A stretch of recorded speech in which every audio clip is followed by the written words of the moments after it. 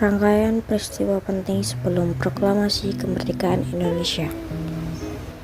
Proklamasi Kemerdekaan Indonesia yang dibacakan oleh Soekarno-Hatta pada 17 Agustus 1945 merupakan titik penting bagi perjalanan bangsa ini. Melalui proklamasi, Indonesia menasibkan diri sebagai negara yang berdaulat. Satu sekutu menjatuhkan bom atom di Hiroshima dan Nagasaki. Pada 6 Agustus 1945, sekutu memberikan serangan telak pada Jepang. Di Hiroshima, yang merupakan salah satu kota penting di Jepang, dijatuhi serangan bom atom. Ledakan dahsyat kemudian meluluh-lantakkan seisi kota. 3 hari kemudian, sekutu kembali melancarkan serangan bom atom di kota Nagasaki. Serangan bom atom ini membuat Jepang kehilangan banyak kekuatan. 2.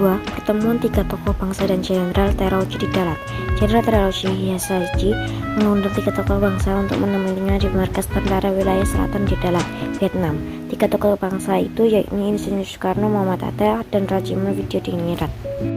Ketiganya berangkat ke Vietnam pada 9 Agustus 1945. Mereka kemudian bertemu oleh Jenderal Terauchi pada 12 Agustus 1945. Pada intinya, dalam pertemuan itu Jepang berjanji akan memberikan kemerdekaan kepada Indonesia.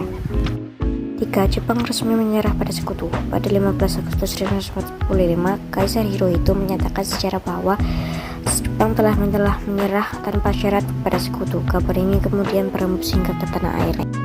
4. Perseteruan golongan tua dan golongan muda. Kabar menyerahnya Jepang pada sekutu sampai ke telinga golongan muda. Menurut mereka, ini merupakan kesempatan bagi Indonesia untuk menyatakan kemerdekaannya.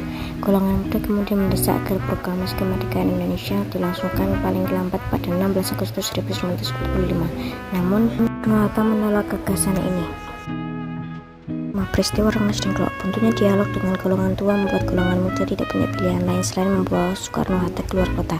Rengas Dengklok kemudian dipilih sebagai tempat untuk mengamankan 2 tokoh bangsa itu. Peristiwa ini terjadi pada 16 Agustus 1945.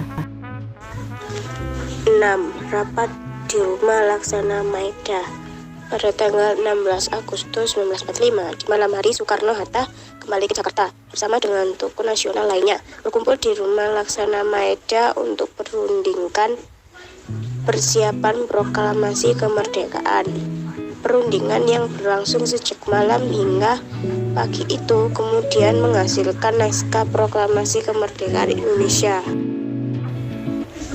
7. Jepang menyerah kepada sekutu dan dibentuknya BPPKI dan PPKI, Badan Penyelidikan Usaha Persiapan Kemerdekaan Indonesia atau disebut BPUPKI, atau Pokuritsu Jambi Kosaki didirikan sebagai persiapan kemerdekaan Indonesia dengan dipimpin oleh Rajima Widyadiningrat. Setelah itu BPUPKI berganti nama menjadi PPKI, Panitia Persiapan Kemerdekaan Indonesia atau Pokuritsu Jambi Inkai, dan dipimpin oleh Soekarno-Hatta.